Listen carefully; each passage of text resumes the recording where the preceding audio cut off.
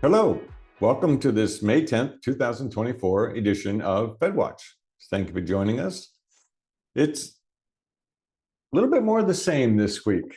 Some new data came out that shows that the economy is beginning to fray a little bit more around the edges.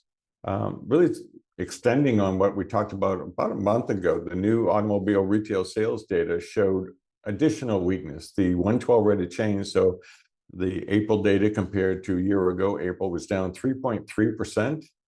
The 12-12 is still in phase C, but that's going to be deteriorating rapidly. And with the 112 down, that meant the data trend itself, the 12-month moving total, actually fell in April. And that's the first time that's happened since we had the supply chain issues invoking an artificial decline in automobile activity during COVID. So there's some noticeable weakness there. We saw some weakness also in durable goods, non-durable goods, wholesale trade. 112 is dropping below zero there also. So it's more pronounced this week than it was last week or even the week before. So people are excited about what the Fed is going to have to say today about it. There's no official pronouncements coming, just some Fed governors out there talking. I'd still bet that we're not going to see the interest rates come down before September. I'm going to read some more analysis on that, by the way. Go to the ITR Trends Report, the May issue. I wrote an entire executive summary about what's going on with those interest rates and a little bit more specificity because it's in the Trends Report. But we're still waiting for September before those interest rates, we think, start to come down.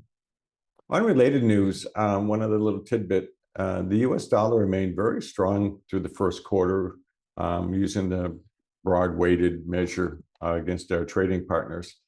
And that means import goods are a little bit cheaper. And even with that, we're not seeing the CPI come down. That's further evidence that it's all about the wages and the rents that are keeping that CPI elevated.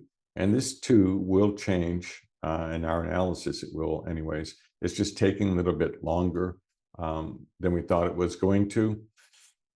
You're still going to have a moment where you can strike on these interest rates out there, but it looks more like mid-2025 rather than early 2025. That's just been pushed back because of the stickiness of these inflationary figures. It's coming. And again, it doesn't look like it's going to be turmoil in the broader economy, and that's part of why it's taking its time getting here. It's coming. Grab them when they get here and enjoy the ride up on the other side, because as you may have seen, we have quite a ride up in interest rates forecasted for post-2025 through the rest of this decade. So grab the interest rates when they're here. Thank you for watching this edition of FedWatch.